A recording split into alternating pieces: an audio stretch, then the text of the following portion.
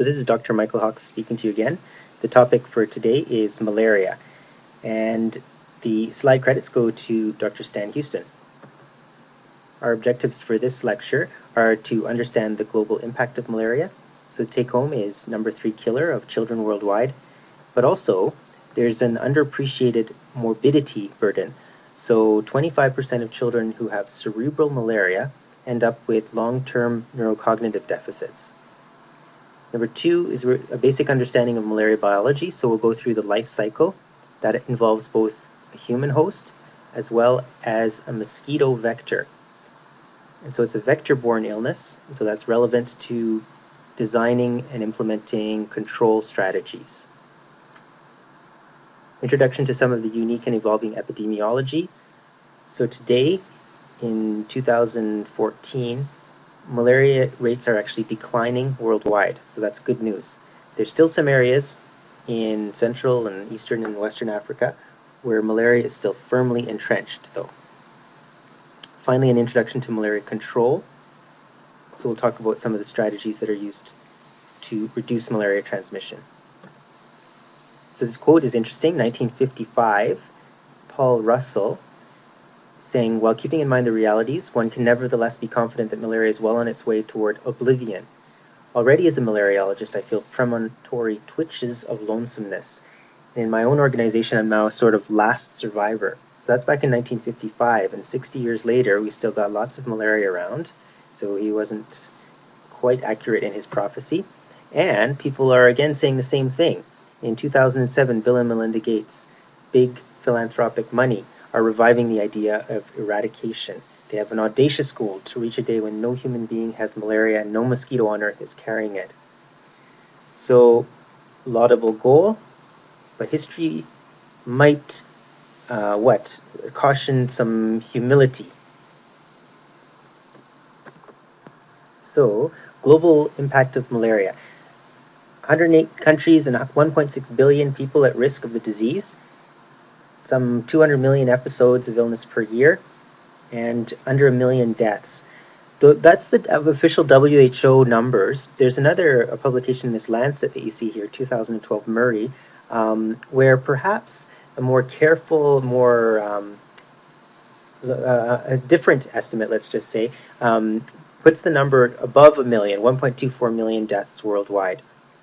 So as you know, these numbers are difficult to be they're not very precise, and somewhere around 1 million deaths per year. Most of these, the great majority of these, are in children in sub-Saharan Africa. Yes, there's malaria in India. Yes, there's malaria in South America, but the largest burden is in Africa. Here are some more numbers. I won't go through these. You can just look at them yourself. As you can see, malaria rates were rising, but of late, in recent years, there's a decline, and you'll see some graphs coming up.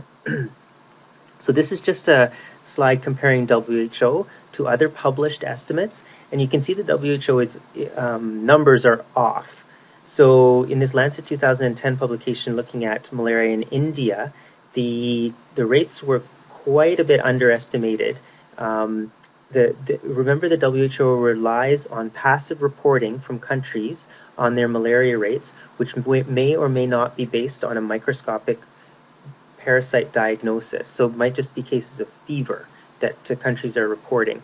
In some areas of sub-Saharan Africa, fever is almost equated with malaria. So you can see that there's going to be some inaccuracies then in that passive reporting system. So in this 2010 publication, the red is their numbers and blue is WHO numbers, so WHO was underestimating in the author's views. So here is a picture of falciparum and vivax. Falciparum in green, vivax in red stripes.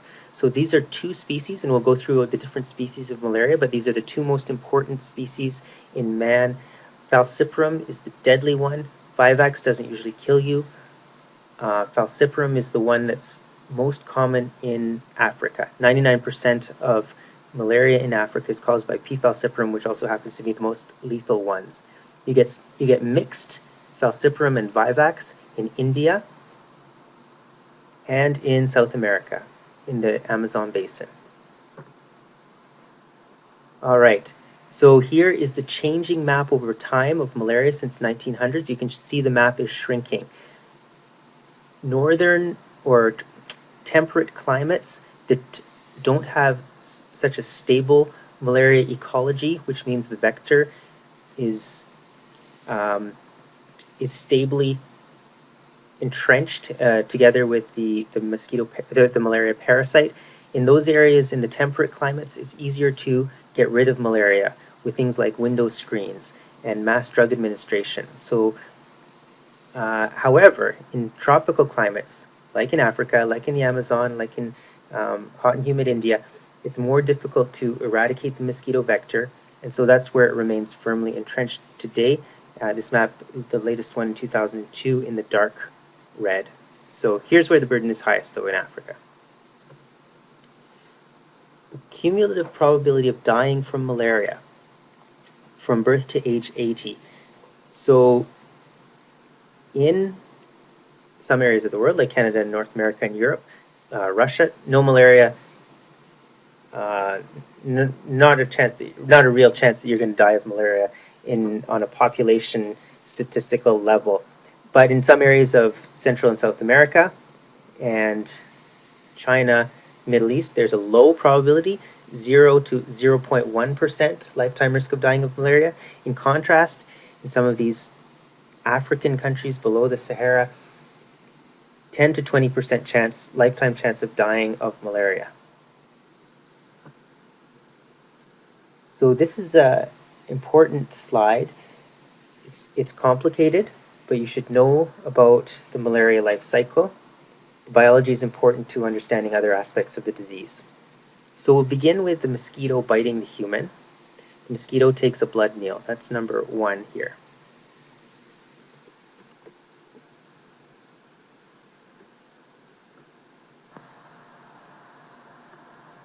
These spindle-shaped sporozoites, so it's a key word, sporozoites, are going to be injected into the human and are going to quickly travel to the liver, where they're going to penetrate a hepatocyte. Inside the hepatocyte, they're going to develop into a hepatic schizont. So that's number 3 here, and that's a key word, hepatic schizont. The schizont, it's undergone asexual reproduction and multiplied many, many times to produce this multinucleated schizont. And that's going to rupture and release these so-called merozoites, these small bodies called merozoites. That's another key word, into the blood. Merozoites are going to go on to penetrate an uninfected red blood cell. That's step number 5 here. So that's going to develop within the red blood cell, and first a trophozoite. It's a ring-shaped parasite, which is going to eat the hemoglobin inside the red blood cell and grow and mature and multiply and divide into a schizont. So that's the same word as you saw in the liver, but this is now the erythrocyte schizont. Once it's big enough, it's going to burst out and release more merozoites. And this is the intraerythrocytic cycle. So the development of the merozoite into the trophozoite, into the schizont, with schizont rupture to release more merozoites to go on to infect other erythrocytes. That's the intraerythrocytic cycle.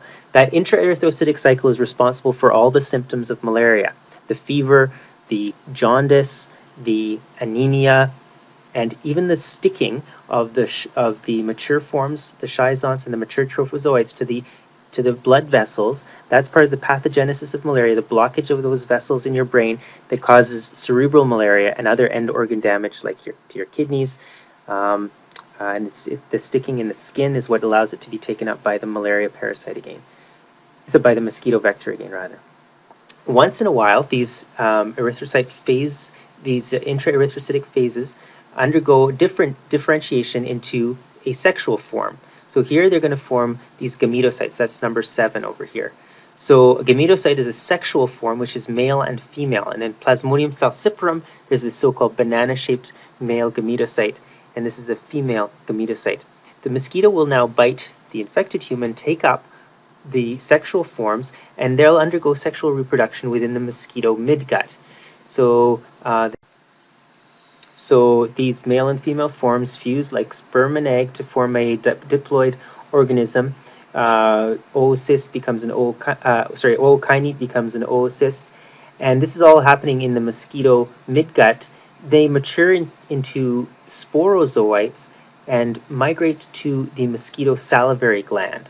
So that's why when the mosquito takes the blood meal, there's a high concentration of sporozoites ready to go on and infect the next human host. So it's a complex life cycle. It involves different organs in the liver, the human and the red blood cell. It involves different organisms altogether. So the human host and the mosquito vector. Now, those of you who know biology, ecology, the definitive host here, the one in which the parasite undergoes sexual reproduction, is actually the mosquito, not the human. So the definitive host is the mosquito.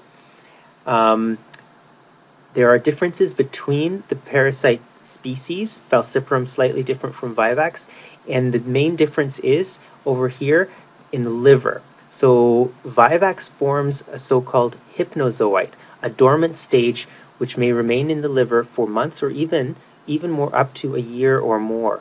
So that's a tricky thing, that you can have latent Vivax hypnozoites in your liver long after the blood stage parasite is gone, and so that can cause relapses of malaria. But that's species specific. We're talking about Vivax there. Falciparum does not form hypnozoites. Here's another way of looking at the same thing for those of you who might like a different diagram. Again, I'm just going to go through this again because it's worthwhile. So the mosquito, when it bites, injects sporozoites that go on to infect the liver. Within the hepatocyte, the sporozoites differentiate and develop into hepatic schizont, which ruptures, releasing merozoites that go on to infect an uninfected red blood cell. There's an intraerythrocytic cycle leading to development first of the trophozoite, then the mature schizont, which ruptures, releasing more merozoites. Every once in a while, they undergo differentiation into sexual forms. The gametocytes, which are uptaken by the mosquito, fuse and replicate within the mosquito midgut, migrating finally as sporozoites into the mosquito salivary glands. And that brings us back to the beginning of the cycle, where we're ready for infection with the sporozoites of another human host. So here's the vector. This is the female Anopheline mosquito. It's the mosquito has certain behaviors that are species specific, and so the Anopheles likes to breed in clean water. It tends to be a rural type of mosquito. Not so much in urban settings. It likes to bite at night more than the daytime. There are many different species of Anopheles mosquitoes.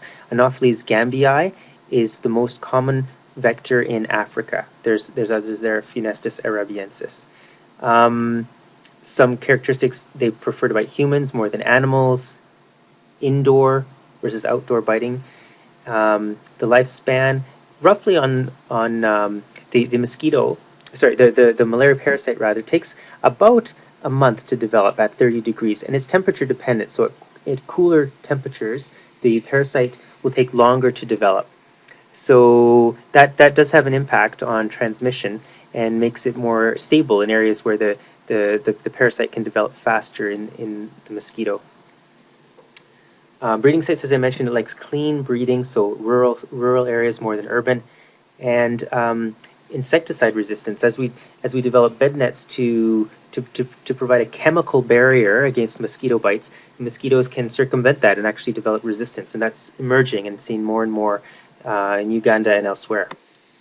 So here is a world map of the different vectors, and these are all the species names. So these are all Anopheles, but for example, Anopheles darlingii in the Amazon basin versus Anopheles gambii in Africa. Different Anopheles species will have different behaviors, and some of them will make the malaria ecology more or less stable. So gambii is a good vector from malaria.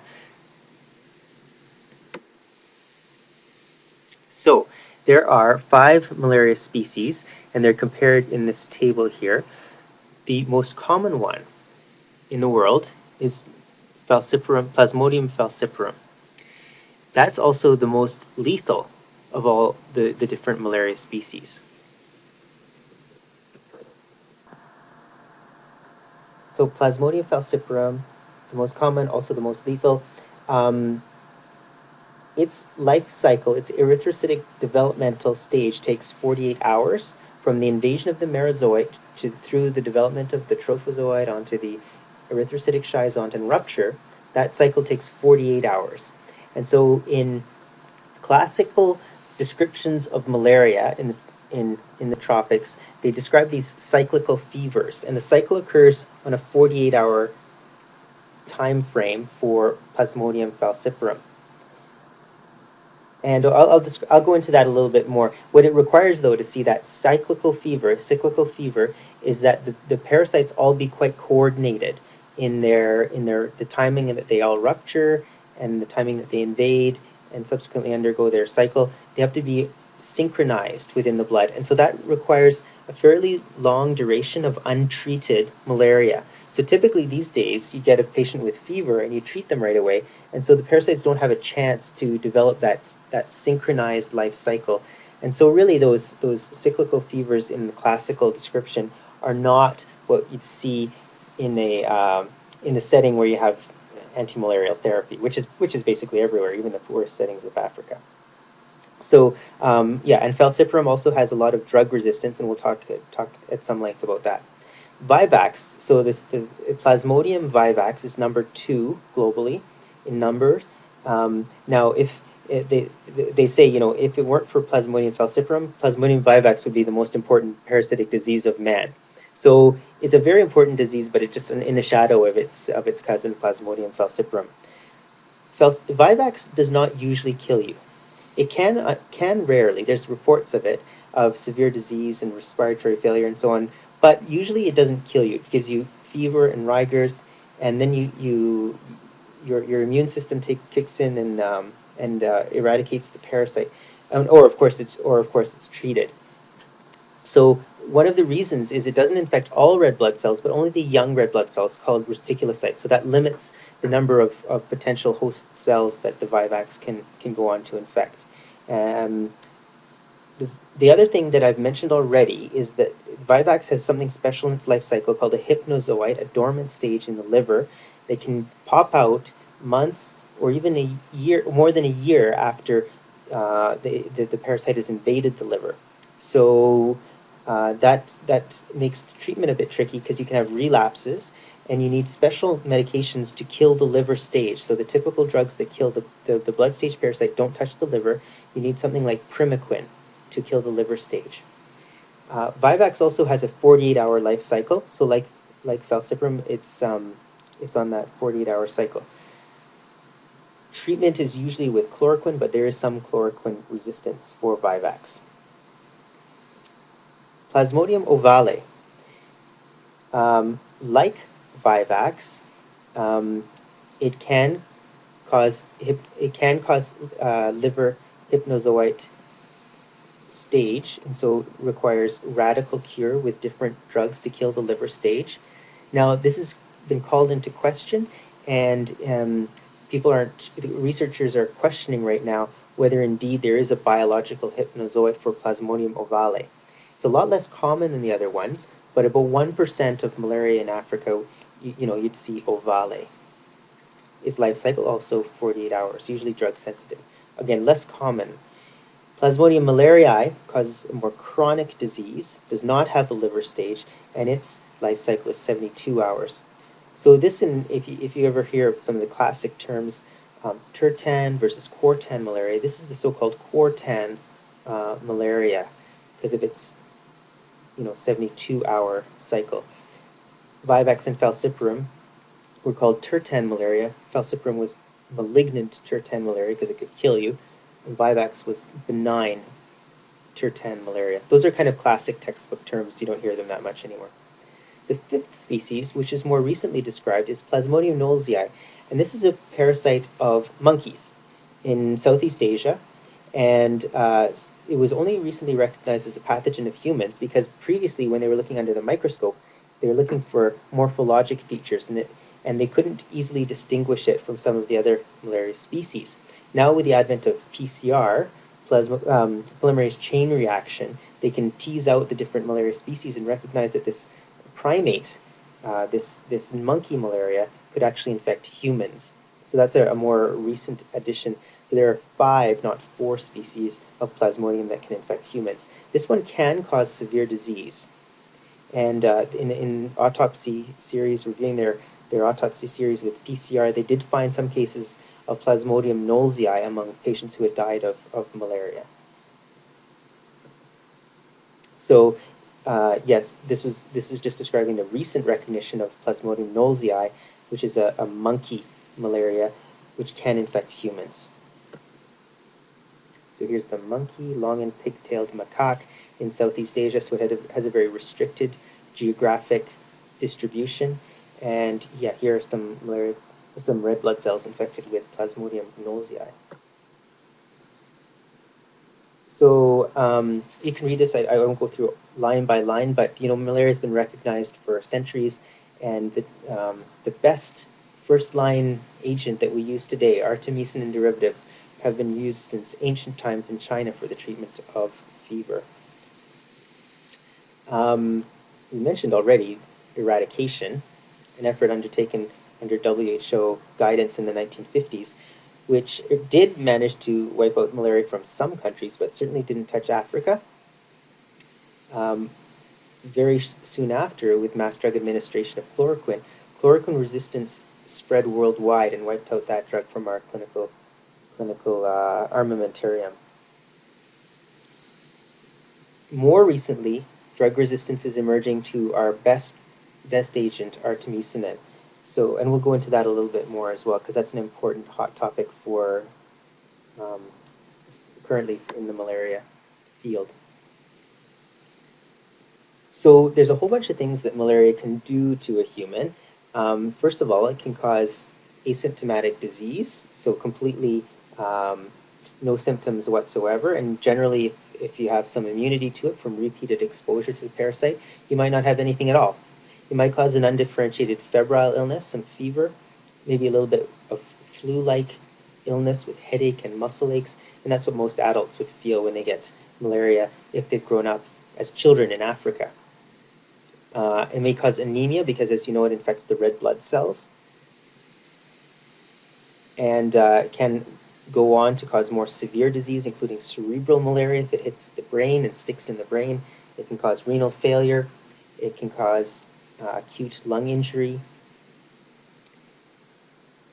It can be it's an important cause of death, and this is particularly true in children under 5 who don't have the acquired immunity that adults do, having grown up in endemic areas. In addition to its direct effects, it can cause some immunomodulation and increase your risk of bacterial infections. It can, when it infects a pregnant woman, it can cause adverse effects both in the mother as well as the fetus and placenta. Plus, it can affect, through immunomodulation, it can affect other diseases like Burkitt's lymphoma and HIV. Here is a classical cyclical fever. So we're graphing temperature on the y-axis versus time on the x-axis here. And you can see the cycles of fever in classic textbook descriptions of malaria. Again, this requires synchronized infection, which develops over time in an untreated patient. So this is unusual to see this kind of pattern in clinical medicine when you're using antimalarials. This is a picture of malaria in the brain. So this is a blood vessel, and these little gray things are red blood cells, and inside the little black dot inside the red blood cell is a malaria parasite. And what they do is they stick to the side of the blood vessel, and that's useful for the parasite when it sticks in the skin because it allows the mosquito to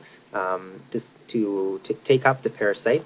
But it also causes damage to the host. When it sticks in the brain, it causes micro-occlusions, and so obviously blood flow is important for transport of nutrients like glucose and oxygen into the brain, and also removal of carbon dioxide and other waste products. So when you block it off, you're going to have neuronal dysfunction, seizures, coma, even death, and that's cerebral malaria when it happens in the brain. Occlusion of these blood vessels can occur elsewhere, kidney, interfere with renal function or the lung and cause acute lung injury.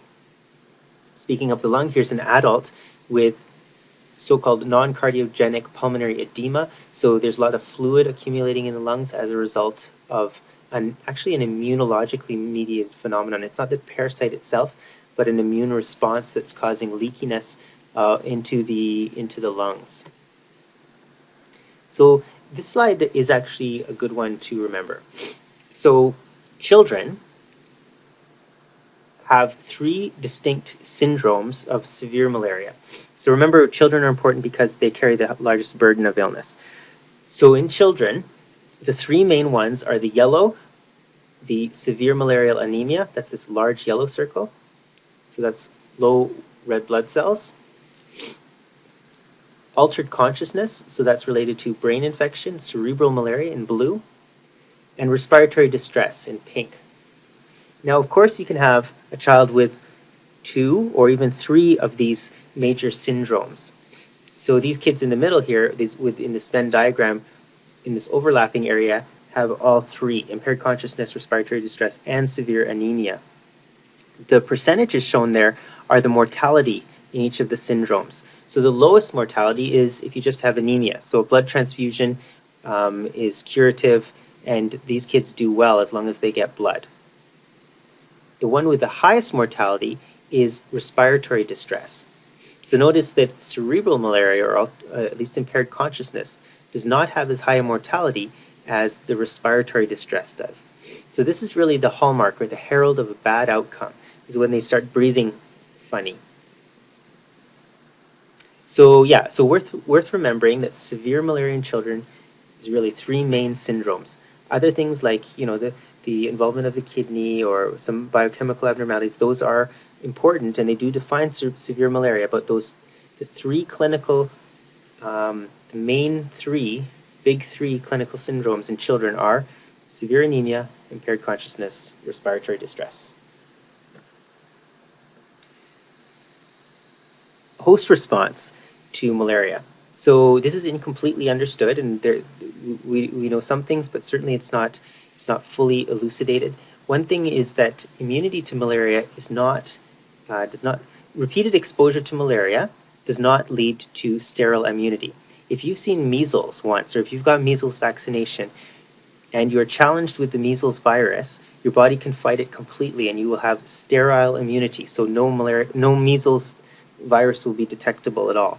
In contrast, malaria, a parasite, complex parasite, multiple different life stages, and they're all different antigens at different life stages. So it's not easy. It's not as simple and straightforward as a viral illness in terms of immune recognition. So even adults who live in very high malaria areas, who've seen the parasite over and over again, they do have some memory and some immunity to the malaria parasite, but it's not perfect, so that you'll still find malaria parasites in their blood from time to time. So it's not sterile immunity. Plus, that immunity wanes quite quickly. So if a semi-immune adult leaves Africa, comes to Canada, for example, stays here for a year or 2 years, and returns to Africa, he or she is once again susceptible to severe disease.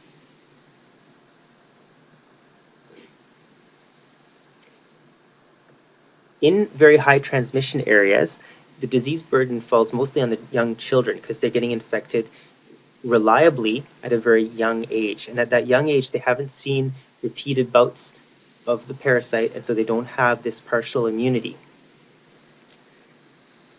So as they get older, there's less and less illness as they acquire immunity, and adults kind of have a flu-like illness, but generally severe malaria is restricted to the very young. The disease manifestation tends to be severe malarial anemia, since they're getting repeated exposures and depletion of their hemoglobin.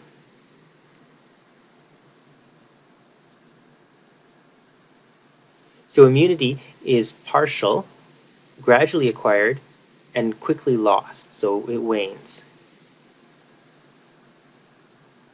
Development of immunity may occur more quickly in older hosts than young babies. There are definitely different components of the immune system that are important, including humoral response with antibodies, cell-mediated response with T cells, and splenic function is clearly important. If you've had a splenectomy, you're at very high risk of malaria. Certainly, there's different immune responses to different parasite stages, and we know, for example, cell-mediated immunity is important for the liver stage, and we'll talk about that when we get to the vaccine. There's many, many different strains of, even within Plasmodium falciparum species. One strategy the parasite has is that there are multiple different strains that that can evade a specific immune response, just kind of like influenza. There are multiple different strains that we come across every year, but malaria parasites, even a single mosquito may contain multiple different strains of malaria, so even immunity to one strain may not be fully cross-protective against a different one. It seems that maternal antibodies are important for protecting the babies because the pattern we see is that the severe anemia in young children kind of starts around just before a year of age, up to 5 years of age. But the very young babies, the neonates, are protected by maternal antibody, which is transferred actively in utero during that third trimester. Because malaria is so widespread and is a lethal disease, you can imagine that it exerts an important influence on human population genetics. So genetic markers of resistance are selected for in malaria endemic areas, and those include the hemoglobinopathies. What we mean by that is sickle cell disease, G6PD deficiency, ovalocytosis. There are a number of red blood cell quote-unquote defects that cause disease in and of themselves. However, they're positively selected for because they confer some partial protection to malaria. The classic example is sickle cell disease. When you're a heterozygote, that you are partially protected against malaria if you have one sickle hemoglobin gene. On the other hand, if you have two, if you're a homozygote recessive sickler, then you have a severe disease with bone pain and susceptibility to infections and so on. So this a so-called balanced polymorphism that confers protection to an important and lethal infection, malaria, but also causes disease in and of itself in the homozygous state. So here are some red blood cell abnormalities: thalassemia, different hemoglobinopathies, G6PD deficiency, ovalocytosis. They're all found in malaria endemic areas, and they were all selected for because they confer protection against this lethal infection. Other factors that impact malaria include malnutrition. So in children, there's some evidence that suggests that malnutrition actually protects against severe malaria. Others show that malnourished children are at an increased risk of malaria. So I think the jury's still a little bit out. All of these are observational studies, so there's the risk of bias in many of these studies. Iron is a controversial thing in malaria. It may help the parasite to reproduce, and there's some concern that iron replacement may be deleterious and may predispose to infection.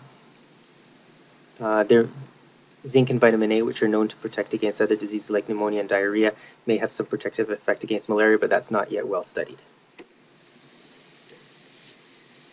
In addition to children under 5, the other important risk group for malaria infection is pregnant women, and it's particularly during the first pregnancy. There are some specific pregnancy-associated strains that stick to the placenta and can cause abortion, spontaneous abortion, or early delivery, so prematurity, or they can cause a low gestational age fetus, so growth restriction in utero. There's an important interaction with HIV. As you can imagine, the HIV map and the malaria map overlap extensively.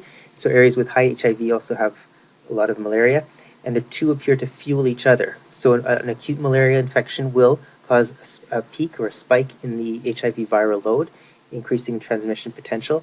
Likewise, immunosuppression related to HIV increases the number of malaria infections as well as the severity of malaria infections. Moving on to diagnosis, this is an important area. How do we know when a patient has malaria? So its features are very nonspecific. So a clinical diagnosis is not reliable.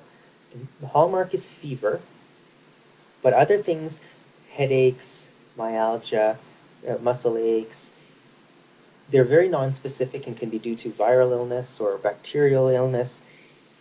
Even its severe manifestations like breathing difficulties or seizures or coma, those can be due to life-threatening bacterial infections like pneumonia or meningitis.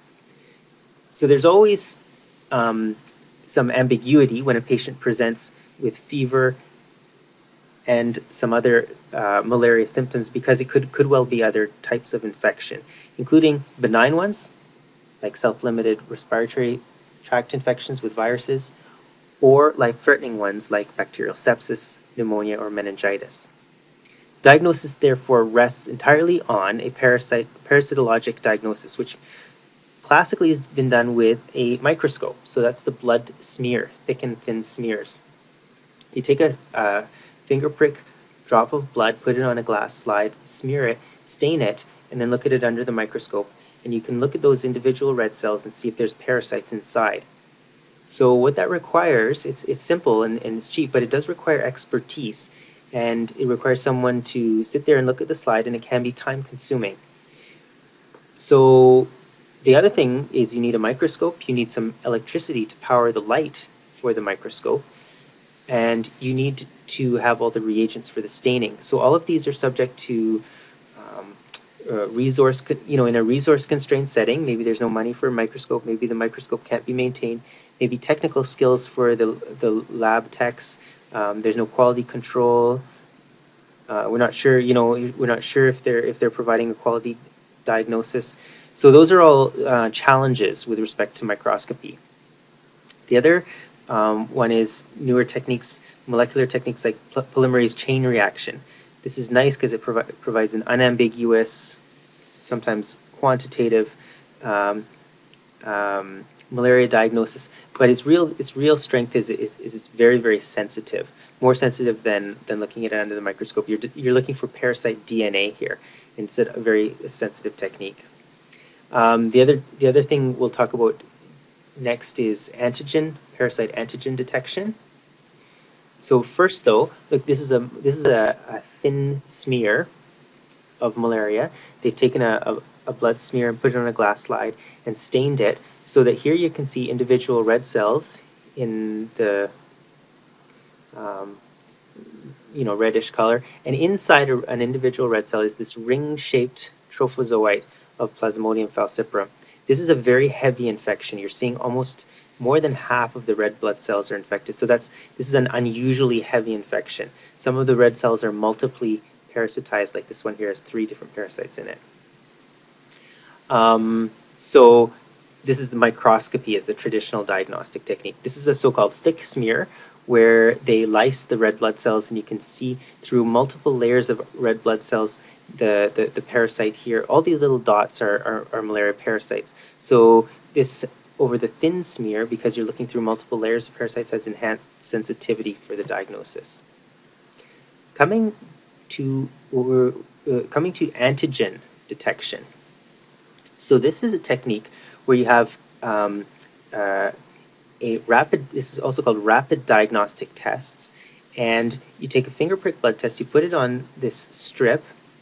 Inside the hermetically sealed package here is a strip.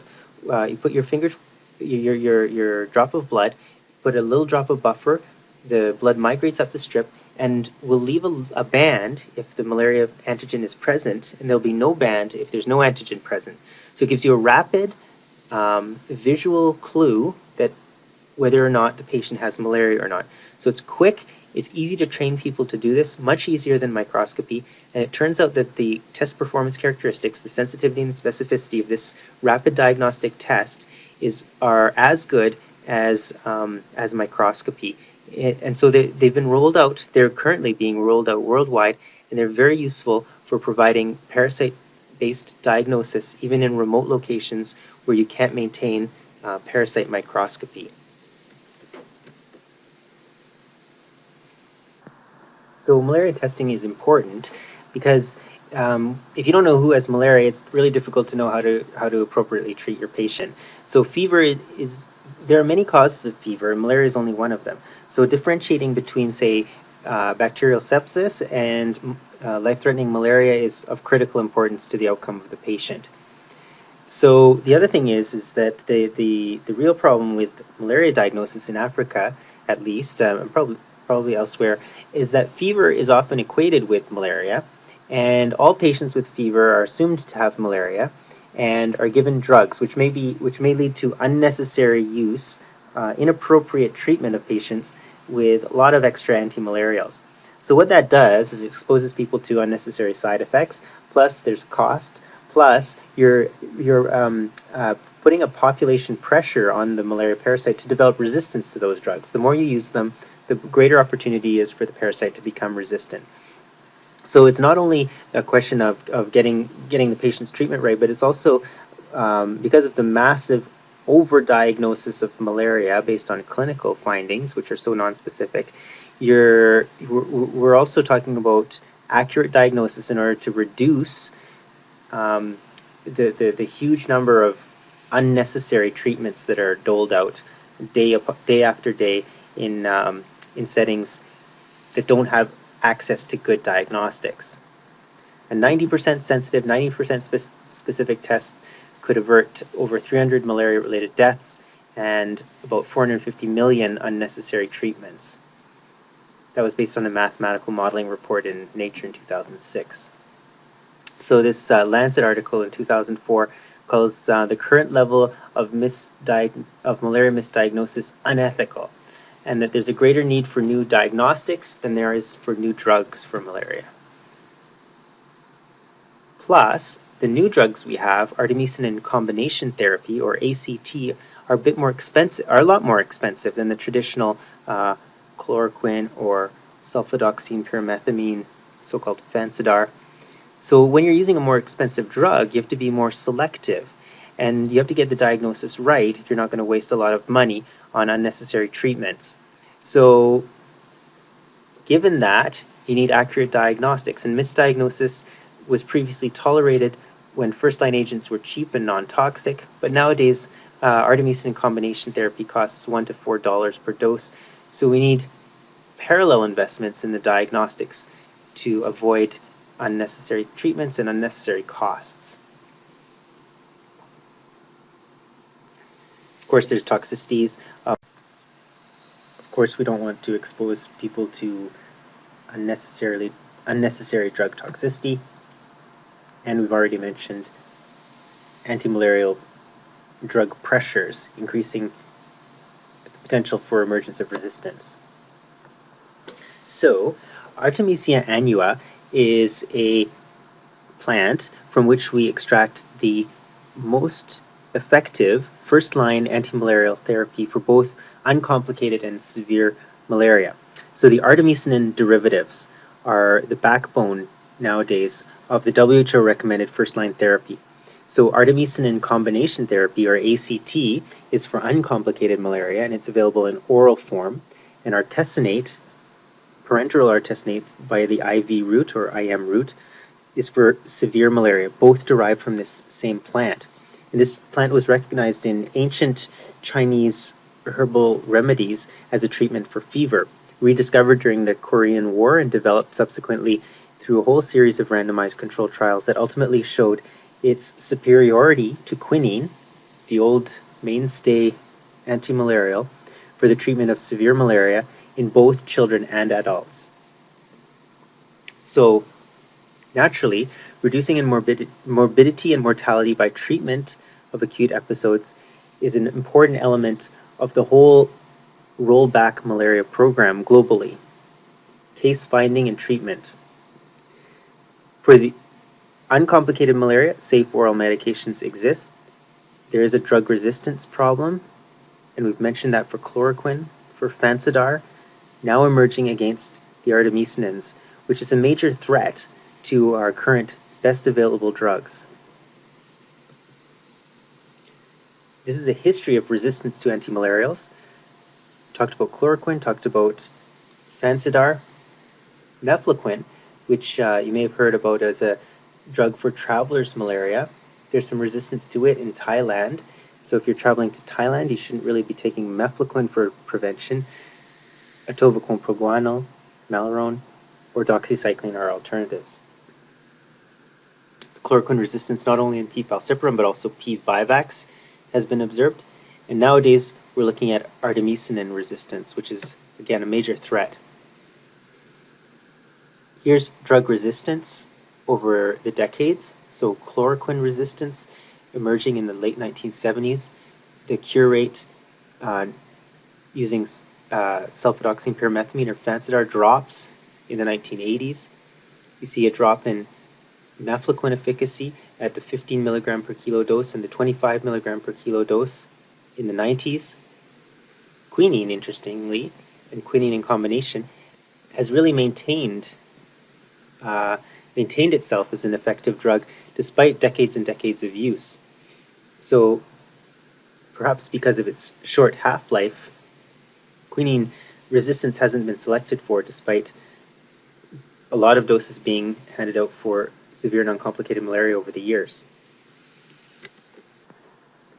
And here's a current map showing locations of drug resistance. So, for example, the blue circles represent chloroquine resistance. You can see throughout Africa, throughout the Amazon basin, throughout India and Indonesia, Malaysia, there's a lot of chloroquine resistance. The green diamonds, Fansidar resistance, again, throughout all those areas. The only area where you can still use chloroquine is Central America, north and west of the Panama Canal and through the Caribbean. Some mefloquine resistance, as we mentioned, in Southeast Asia. And interestingly, this is where most of the resistance tends to emerge. And that's including the artemisinins, which is the current threat.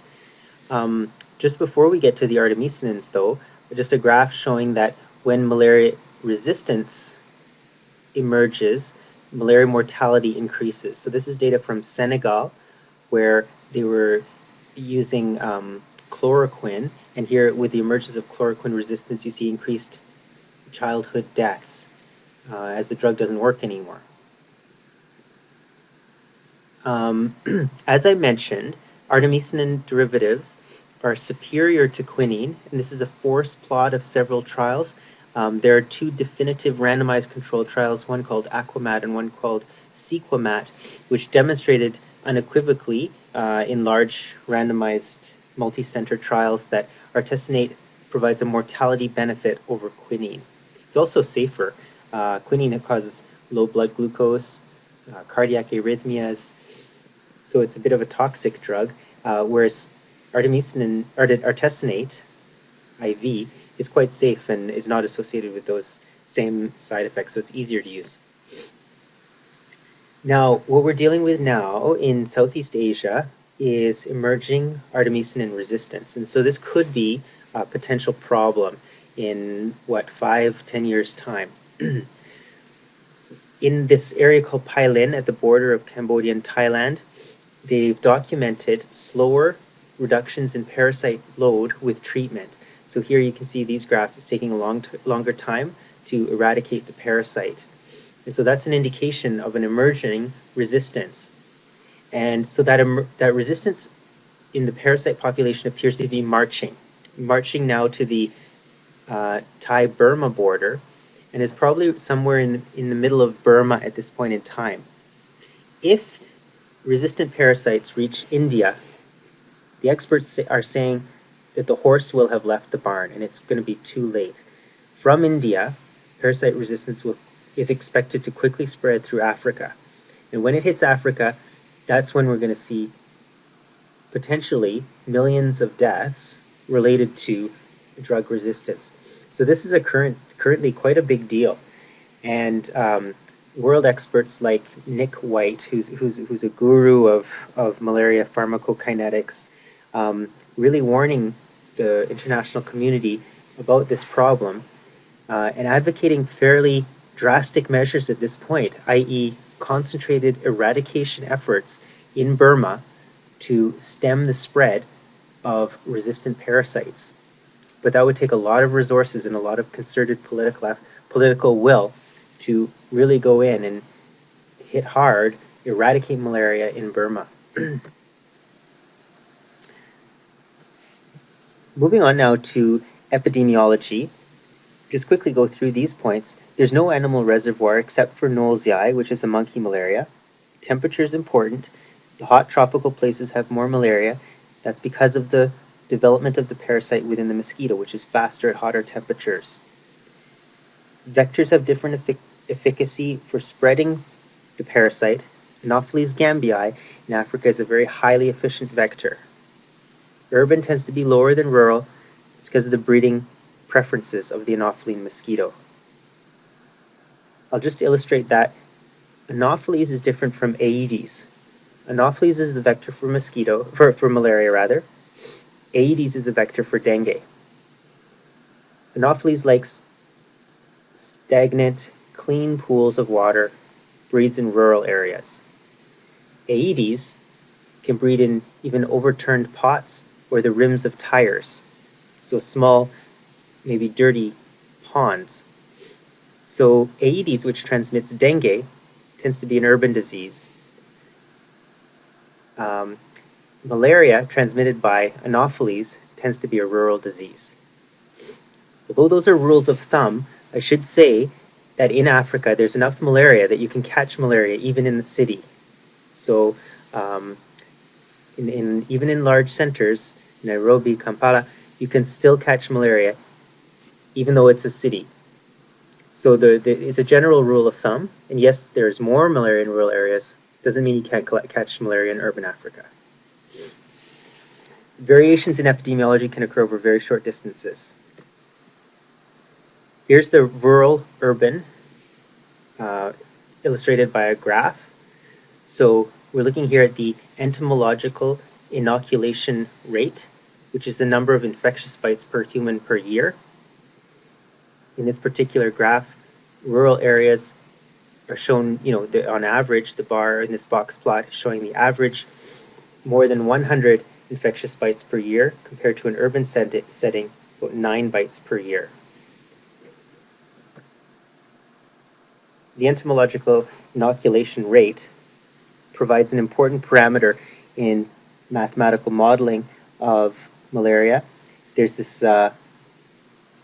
perhaps for the public health, since we're a public health audience, worth knowing about the so-called Ross-McDonald model, which was developed in the early 20th century and remains to this day a valuable model of malaria transmission. The EIR is a key parameter in that model. Note that the malaria burden in your population, the prevalence of malaria, of parasitemia here on the y-axis, varies non-linearly with the vectorial capacity, which is related to the entomologic inoculation rate. So the implication of this is that you have to have large reductions in your entomological inoculation rate before you begin to see differences in the population burden of malaria. Reiterating that, sometimes in some areas you'd need to reduce the EIR by more than 95% to see a change in your malaria prevalence. Now incidence shows a more linear relationship with the EIR, but what we were talking about with that last graph was prevalence, nonlinear. Here are some illustrative examples of different communities with different intensities of malaria transmission. Starting with Siaya and Kilifi, these are high transmission areas. What you tend to see is malaria infecting the very young. As children get older, they've seen repeated exposures to malaria, develop a partial immunity, and there's less malaria disease as you get older. However, the young children don't yet have that adaptive immune response, so the burden is with them. And what they tend to get clinically is severe malarial anemia, depletion of their red blood cell stores from repeated infections. Now, at the other end of the spectrum, we're in this particular community, Bacau, there's not much malaria at all. And when it does occur, it occurs at low rate across all the age groups. It's just happening by chance, if you will. And a 7-year-old is almost as susceptible as a 1-year-old because there's not enough malaria around to produce that partial immunity. In areas where with lower malaria transmission or intermittent exposure to the parasite, as in this example in Sukuta, you can see malaria burden in older children, highest burden in older children. So the risk of catching malaria is not very high, and so you may reach the age of 3 or 4 without ever encountering a parasite. When that occurs, if you encounter the parasite for the first time as an older child, it may produce more of an inflammatory syndrome. Rather than the severe malarial anemia, you may see more cases of cerebral malaria. This is also true in Thailand and Southeast Asia. And so in those kind of communities, the typical story is a young adult, often a young male adult, going out to labor in the forest and being at increased risk of exposure to mosquitoes and malaria. And it might be the first time in their life they're encountering this malaria. Seeing it at an older age, they tend to manifest with more inflammatory presentation, like cerebral malaria. So all that to say that the differences in the transmission intensity or the endemicity of malaria change both the clinical presentation and the age at which you see the burden of malaria in the population. We talked about stable ecologies, so where the parasite and the vector are quite happy and stable, biologically stable in their environment. And this is in the hot, tropical, humid places like sub-Saharan Africa. So this stability index would indicate where the parasite's happy, but where it's going to be very difficult to eradicate the parasite.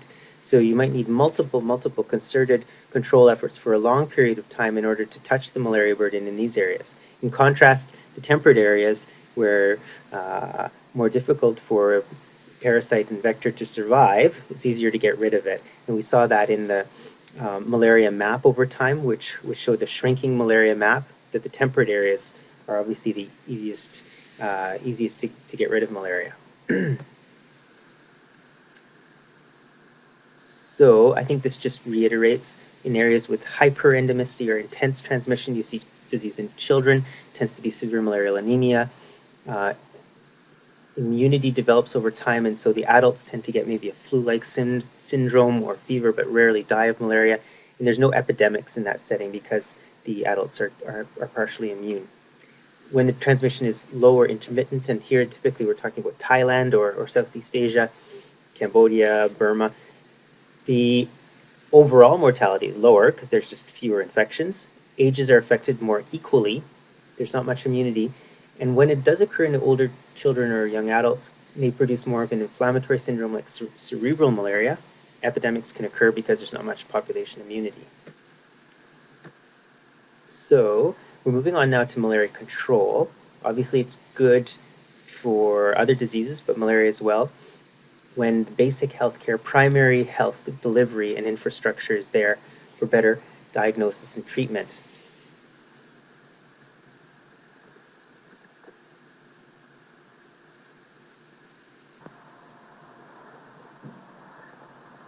Then the other important point is vector control measures, and so we'll go through these in a little bit more detail, but speaking of indoor residual spraying or spraying the inside of the house walls, domiciliary insecticidal spraying, insecticide-treated bed nets, or other things like curtains, even bed sheets can be impregnated.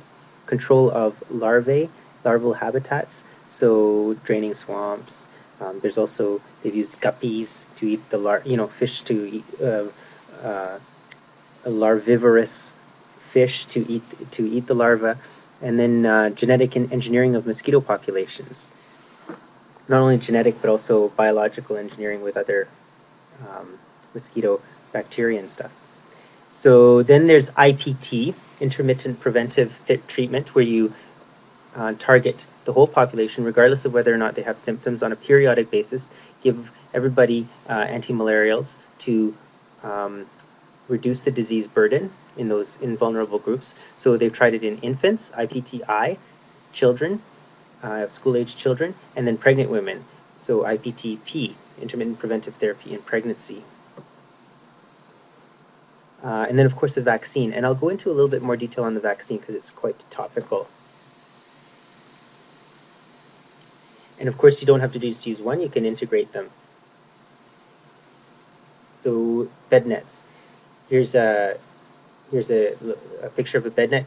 Physical barrier, but also a chemical barrier. So the insecticide, when the mosquito lands on the net, the insecticide can actually kill the mosquito. But how do you hang it? So in more rustic conditions, and this is my bed in South Sudan when I was there for a short stint of medical work, you can see where you can hang this perhaps from the roof. Tucking it in might be okay, but in even more rustic conditions, you can imagine it catching on some of these rough branches or the dirt floor. There's rodents around to chew holes. And maybe even a cooking fire inside the home, which could burn with sparks, or even, it could even be a fire hazard in certain situations if there's a cooking fire within the home. So not quite as easy to use as you might think. But for sure they are relatively cheap. We're talking 10 to 15 bucks, which could actually be a fairly significant burden on a poor African family. But we'll talk about distribution models for these ITNs in a minute. Simple to use, although in some rustic conditions they might not be so simple or so long-lasting. Quite safe. People worry about contact with insecticides, but really you'd have to have ingestion of large quantities of these insecticides to produce toxicity in human. So breathing them doesn't seem to be harmful. They may also help for other things like bed bugs. So it encourages people to use them when they're helping against other nuisance bugs like bed bugs. They are very effective. They reduce all-cause mortality in children when they're rolled out in large community programs. They protect not only those who sleep under the net, but also those in the household. So the mosquitoes landing on the net die, and so don't go on to bite other household members. And yes, there are these long-lasting insecticidal nets, LLINs, and there are several brands of them, have the mosquito insecticide as a microsphere embedded directly into the fabric, and so it slowly releases the insecticide over time and doesn't need retreatment. So that's helpful. So some of their initial concerns, maybe we're going to we're going to reduce the level of immunity in the population and defer or just shift the malaria burden to older children, cause more inflammatory disease like cerebral malaria. It hasn't really been borne out in programs where they've rolled out insecticide-treated bed nets. Maybe those users of bed nets will chase the mosquitoes away and increase the burden in non-net users. Where in fact, as we mentioned, the mosquito nets actually protect those who don't sleep under them by killing the mosquitoes by their chemical barrier. Other obstacles, the cost, the delivery system. How do you get them to those who need them? Who does it? Who pays? There used to be a concern about retreatment, but as I mentioned, these long-lasting insecticidal nets don't need retreatment because of engineered insecticide within the fabric. Needs a lot of education. Perhaps you need to teach people that the vulnerable ones, the children under 5 and the pregnant women, those are the ones we really need to target. It's not sort of the male household head that should be sleeping under the bed net when there's children around that could stand to benefit more from sleeping under the net. So here's bed net usage in Africa in a map. 35% are said to sleep under a bed net, but it does vary from country to country. Some difficult to reach areas, like you can see here in the middle, DRC, kind of pale on the map, because difficult to reach these areas for bed net distribution programs. Comparing different strategies, here we're seeing a graph where free distribution strategy results in higher proportion of children under 5 sleeping under the bed net than a strategy where you charge people for their bed nets. So free distribution increases the number of children who are actually using it. Now, some people say, well, you're going to value something more if you have to pay for it yourself. You're going to be more likely to use it. That may be true, and yet there's also an equity lens to view this problem from. Is that the poorest segments of a community may be excluded from owning and using a bed net if you're going to charge them for it, because that cost can be prohibitive to a very poor family. And yet malaria is a disease of poverty. It's associated with low socioeconomic status. And so those are the ones that need it most. And so charging someone for it might actually exclude the most vulnerable and those at greatest need. Indoor residual spraying or residual domiciliary spraying, this does require quite a concerted effort, costly in manpower and infrastructure, to go into individual houses and spray the walls. It's effective. We don't know which is better, ITNs or IRS, indoor residual spraying, because there's no real trials that have compared them head to head. The chemicals that they use typically used to be DDT, but of course that has environmental toxicity, where the report Silent Spring that basically killed DDT use because of the toxic effects on things like peregrine falcon eggs. So yes, there is an environmental toxicity to DDT, but to put it in perspective, there's also a balance perhaps to be struck, because it can save lives. Now, to spray the inside of a house is a fairly the amount of DDT that gets into the environment is much less than, say, its use in agricultural contexts, like spraying fields of cotton, for example. So the environmental toxicity may be quite a bit less from IRS or indoor residual spraying, and it may have benefit in saving human lives. So perhaps people were a bit eager to do away with DDT, where it may have some benefit in this setting. Of course, not these interventions can be used in combination. So, for example, indoor residual spraying with bed nets. Window screens, certainly something we use here to keep the mosquitoes out. A bit more of a challenge, though, in rustic housing conditions in rural Africa. Insect repellent. Travelers certainly are encouraged to use insect repellent, and we use it here. Now, there's a cost associated with this, and it would represent quite a bit of behavior change. So there haven't been a lot of studies looking at insecticide repellent as an effective malaria control measure in endemic areas. And a vaccine. So just in terms of broad strokes, there's been a lot of efforts over the past century to develop a malaria vaccine, and really all of them to date have fallen short of an ideal. Early on, it was shown that a whole cell sporozoid, so that's the form that the mosquito injects into the human, if it was rendered replication incompetent by irradiation and injected into humans, it could protect against subsequent challenge of those human volunteers to Plasmodium falciparum. So you're presenting a very complex set of antigens, a whole parasite to the human, and it does seem to be quite effective. There's this company called Malaria that has developed a good manufacturing practices sort of a chain to produce these sporozoites by microdissection of the mosquito salivary glands under sterile conditions, such that they could make sporozoites for a vaccine. And it's underway, and seems to be very effective at high dose.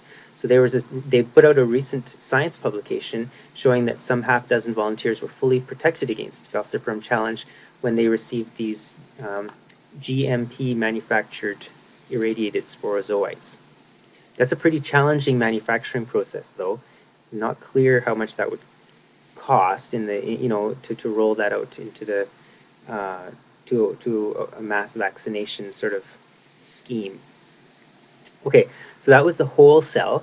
Then moving on to kind of component proteins that you could use for a vaccine. They've looked at proteins on the sporozoite, on the merozoite, and on the gametocyte. Now, if you think about it, a sporozoite vaccine would prevent liver stage infection and would prevent any symptoms of disease before it even got to the blood. A merozoite antigen vaccine instead would be targeting the stage of the parasite that's causing the symptoms, so it would be anti-disease. And a gametocyte vaccine would prevent onward transmission, but would do nothing to affect disease in the patient receiving the vaccine. So it would be kind of an interesting strategy where it would be an altruistic vaccine, where you're getting the shot not to protect yourself, but to protect the population around you from malaria infection. So the one we're going to talk about most is the sporozoite vaccine. It's called RTSS, and I'll get onto that in a minute. All of these vaccines, you need to worry about strain specificity because there are multiple parasite strains out there. It's what prevents humans from mounting a natural protective, sterile protective immunity. It's a challenge to humans in the natural setting, but also a challenge to vaccine development, these multiple strains. Then there are the questions of how many doses, on what schedule, can it be combined with routine vaccines, and what efficacy are we looking for? What percentage efficacy do we need to roll this vaccine out? So we're going to talk about RTSS. Recently, the results were presented in a New England Journal paper in 2012. So this is a phase 3 trial of RTSS AS01 in African infants and children. And I'll try to quickly go through the timeline of this vaccine development, just because it's quite topical. And this is the vaccine that's furthest along in the vaccine kind of pipeline of development for malaria. So I think it's interesting from a public health perspective, and like I say, kind of topical in the literature. So what is this RTSS? It's an antigen-based vaccine, so it's not a whole cell thing. It's a protein. What they did is it's engineered. So they took the R repeat portion of the circumsporozoite protein, the T cell epitope rather, and S, the hepatitis B surface antigen, and they fused them together in this RTS. They mix it together with regular old hepatitis B surface antigen, that's the second S, and together that self-assembles into a virus-like particle. That virus-like particle presents to the immune system the circumsporozoite protein, and so that allows the body to mount a specific immune response to it. But of course, the virus-like particle has no replication capacity. There's no DNA at all in there. So that was the original vaccine design that they came up with in the late 1980s. Then they tested different adjuvants, and you'll recall that an adjuvant is supposed to boost the immune response to the protein. And so they found that this AS01 was the best. And AS01 is a mixture of a whole bunch of things, but it's just there to boost the human response.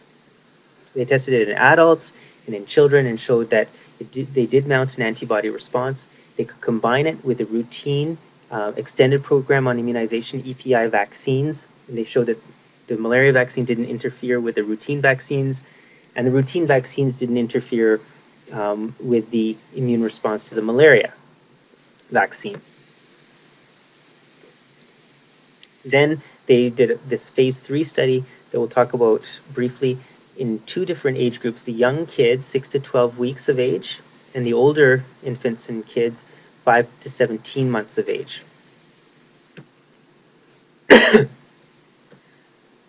And those results have been presented in several publications over the past 3 to 5 years.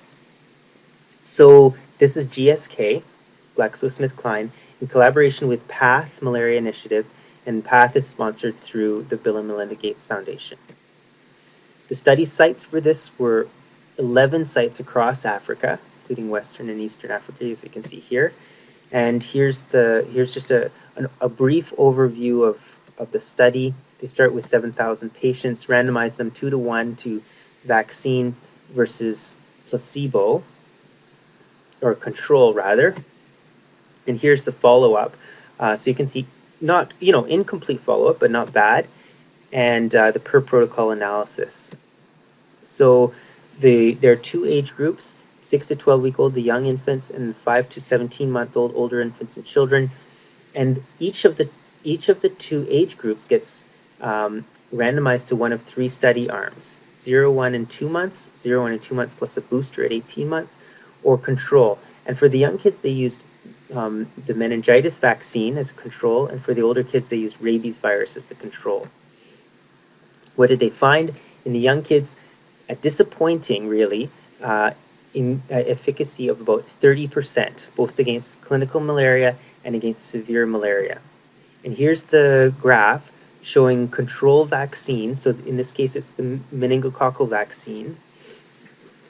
They show, the malaria incidence over time in this red dashed line. And the vaccine protects a little bit, but not that much. That's the black solid line. So over time, yes, the curves are different, but not only 30% difference. Then in the older kids, we're comparing rabies vaccine to the RTSS, and you can see again a partial protection, about 50% partial protection against the clinical malaria. So here's the numbers: about 50% in the older kids compared to 30% in the younger kids. So just reflecting on this before we go on, it's kind of a glass half full, glass half empty scenario. Compared to a measles vaccine, which is highly effective, greater than 99%, this is disappointing. It's only about 50% protective efficacy.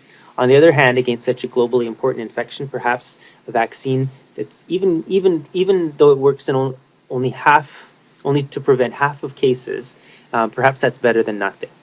Now, I should just explain this 50% idea means that what it is a leaky vaccine, so that in all the recipients, they tend to be protected against about a half of their malaria episodes. It's not that half are fully protected and the other half are not at all protected. It's that it's a partial protection in all the recipients. So we're moving from vaccine now onto IPT. And again, the idea here is you dole out malaria medications regardless of symptoms, regardless of parasite testing, to your target group on an intermittent basis. So they've done it in infants, they've done it in pregnant women, they've done it in school-aged children. Typically, they use a drug, this Fansidar, sulfadoxine pyrimethamine, which is really waning in terms of its efficacy. So in some places like Malawi, where they're using IPTP, intermittent preventive therapy in pregnancy, with Fansidar, really they're using a drug that's only effective in about 60% of malaria cases. So a good 40% they're giving placebo. So that has issues, right? You want to use a safe drug because you're using it quite widely. But of course, you also want an effective drug for your IPT program. So in the trials that have used IPT, it does work well. The protective efficacy against clinical malaria, anemia, hospitalization with malaria, all-cause hospital admissions, these are significant benefits. And the IPTP coverage in Africa is about 12%. That's the most commonly used strategies to give it to women during their antenatal visits. Another strategy for malaria control, so we talked about vaccine, talked about IPT, now chemoprophylaxis. This is used routinely for travelers.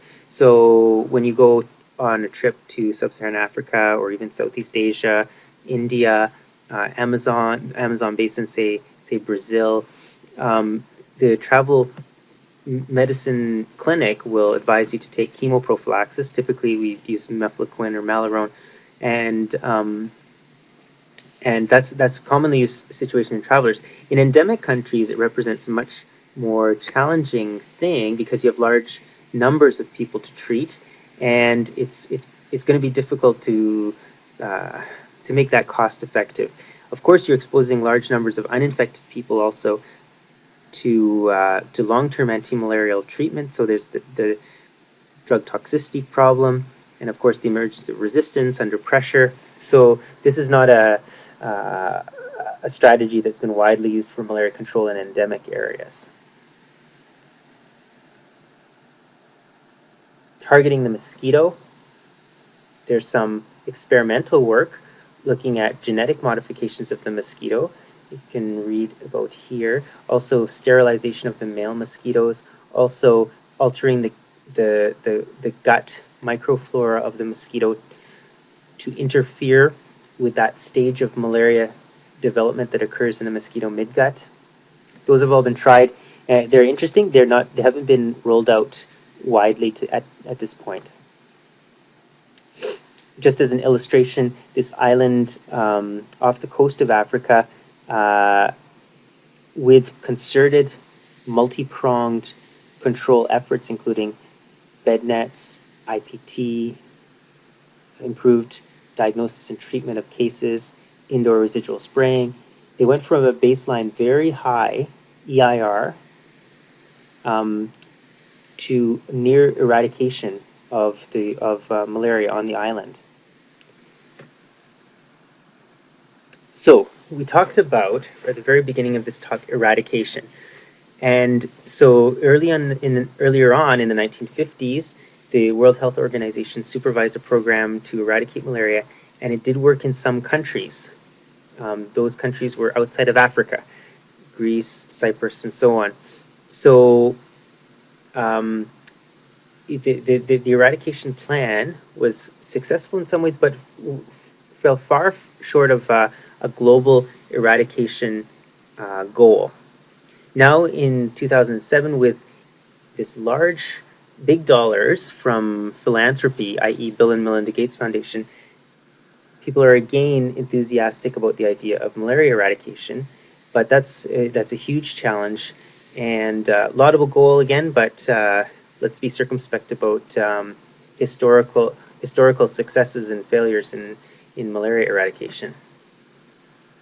So there have been a number of countries that have eradicated malaria, and here's the list. I think the take-home point from this slide is there's no countries in Africa on this list. And that's where there's most of the malaria is. It gets Mauritius, right? Which is basically a desert. So in terms of global malaria, there's been some limited progress, falling numbers of cases since the year 2000, basically. In all WHO regions, including Africa. So with the use of bed nets, with the use of improved diagnosis and treatment, even Africa is seeing a turning of the tide in terms of malaria. And here's the graph. Globally, in blue, the malaria cases are reducing in the world. Africa in the under fives, Africa in the older fives, the downward trend is encouraging. Recall, though, that there are some tough areas. DRC Congo. Not only is the malaria extremely stable, that stability index is very high, so it's going to be tough at the best of times, but there's also political instability that prevents international programs from going in there to implement control measures. Why might malaria control be tough, or why might it fail? Robust biology of the parasite and the vector. Lack of resources or commitment or infrastructure to implement and sustain these control measures. Some of these things are not cheap, right? So bed nets, if you're handing them out to a population, that's an expensive intervention. Indoor residual spraying requires quite a concerted human resource investment to spray a lot of individual houses. Plus, we're seeing now emergence of drug resistance, also emergence of insecticide resistance. So the mosquitoes themselves, that chemical barrier on the bed net, the mosquitoes themselves can become resistant. Here's a graph from Rollback Malaria Program on the cost effectiveness of different control strategies. So if we just take these, look at the cheapest one, case management. So that's accurate diagnosis and treatment of malaria cases. That's a cheap way, really good bang for your buck of malaria control. Insecticide treated nets. So here, insecticide treatment only or distribution and treatment of nets, varying cost effectiveness there. Indoor residual spraying, somewhere in the middle. IPTP, so that's antenatal care, intermittent preventive therapy in pregnancy, with chloroquine, a little bit more expensive, and with Fansidar, a little bit cheaper. So, yeah, just a cost comparison per disability adjusted life years averted with the different strategies. In conclusion, malaria is the #3 cause of global childhood mortality. Also has a burden of morbidity, which includes neurocognitive deficits following cerebral malaria. Improvement is possible, and we talked about the different control measures, including IPT, bed nets, indoor residual spraying, and this vaccine. Vaccine is far from perfect, but maybe better than nothing. Research and development of new tools is urgently needed. So a lot of these novel strategies targeting the mosquito population, for example, may be a way forward. Also, some research needed in terms of operational considerations. We talked a little bit about the bed nets. How should they be distributed for free? Should people pay? Those kind of questions probably warrant more hard science to inform public policy and public health decision makers to in order to roll out these control strategies. So thank you for your attention and look forward to in-class discussion.